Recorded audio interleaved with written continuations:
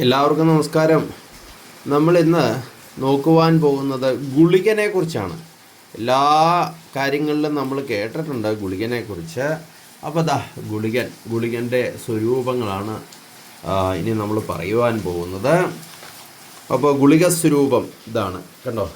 പലപ്പോഴും ഗ്രഹസ്വരൂപത്തെ ഫലപ്രവചനത്തിൽ ഉപയോഗിക്കാറുണ്ട്. ഗുളിക സ്വരൂപ വർണ്ണനയും അത്തരത്തിൽ തന്നെയാണ്. അതാ കേട്ടോ.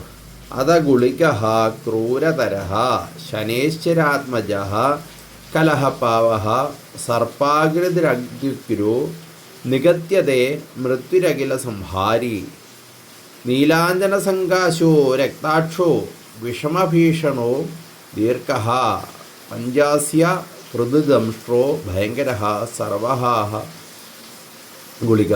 ഇത് വരദീപികയിലുള്ള ഒരു ശ്ലോകമാണ്.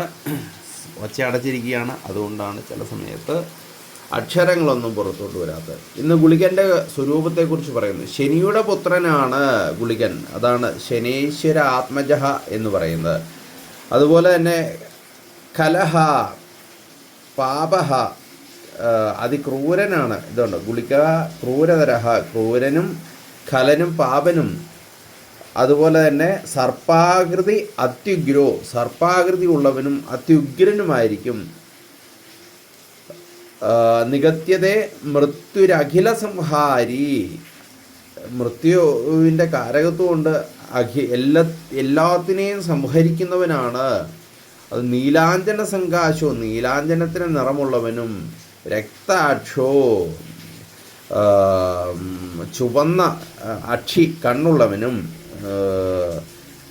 വിഷമഭീഷണോ, വിഷമനും ഭീഷണനും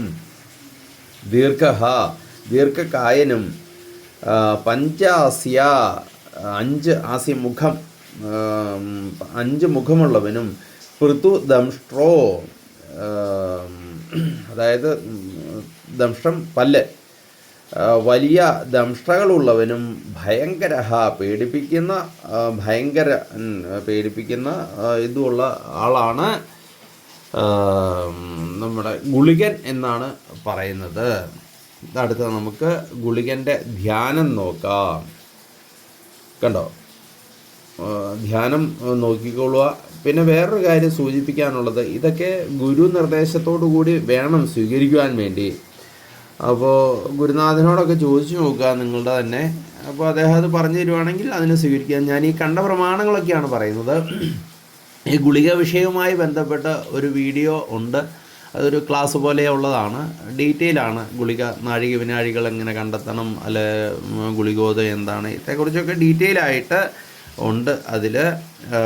അപ്പോൾ ഗുളികൻ സർപ്പവേഷ്ടിതനും ആമയെപ്പോലെ കഠിനമേറിയ അവയവങ്ങളോട് കൂടിയവനും കറുത്ത മുഖത്തോടു കൂടിയവനും ചെമ്പിച്ച അഴിച്ചിട്ട മുടിയോട് കൂടിയവനും മുൾഗത കോടാലി കയറ് ശൂലം പരിച തുടങ്ങിയ ആയുധങ്ങൾ കയ്യിലേന്തിയവനുമായ ഗുളികരാജനെ ഭജിച്ചാൽ സർവ്വകാര്യങ്ങളും സാധിക്കും എന്നതാണ്. ഇത് നമ്മൾ രാശി ഒഴിയുന്ന സമയത്തൊക്കെ നവഗ്രഹങ്ങളെ പ്രാർത്ഥിക്കുന്ന കൂട്ടത്തിൽ നമ്മൾ ഈ ഇതൊക്കെ ഉപയോഗിക്കണം എന്നതാണ്.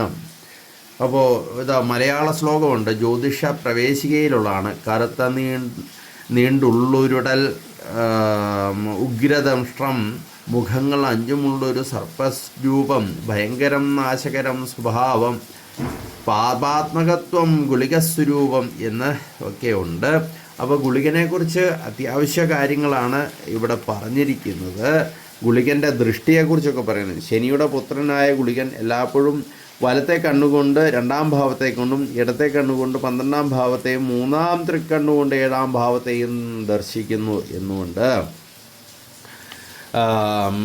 പ്രശ്നത്തിൽ ഗുളികോദയത്തിന് പറയുന്ന ഫലം കേന്ദ്രത്രികോണം കാണാമെന്ന് വിചാരിക്കും. കേന്ദ്രത്രികോണം 2ാം ഭാവങ്ങളിലല്ലാതെ മറ്റു ഭാവങ്ങളിൽ നിൽക്കുന്ന ഗുളികൻ ശുഭപ്രദനാണ്. കേന്ദ്രത്രികോണങ്ങളിലെ ഗുളികൻ ദോഷപ്രദനാണ്. 2ലെ ഗുളികൻ വാക്കിലെ ഗുളികനാണ്. പറഞ്ഞത് ഫലിക്കുക, കടുത്ത വാക്കുകൾ പറയുക ഇത്യാദി ഫലങ്ങൾ പറയും.